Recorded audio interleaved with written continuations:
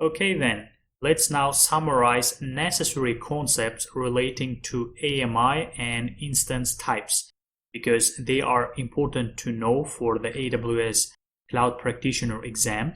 Now let's start with AMI.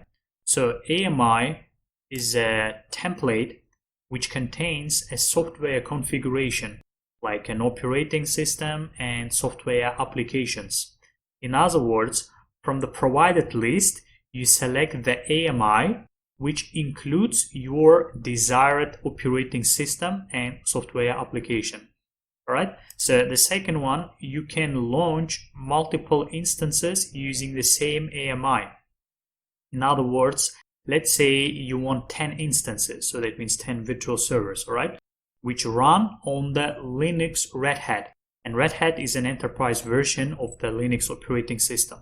So you will select your AMI, in this case Linux Red Hat, and 10 instances will be yours, all right? So you select just that you want 10 instances using that AMI, and 10 instances will be yours.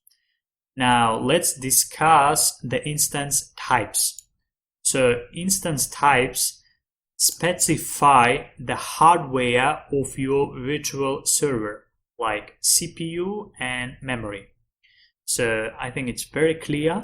The second one is each instance type offers different compute and memory capabilities.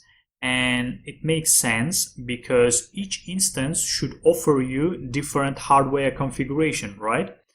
So that's it for this video, and I will see you in the next one.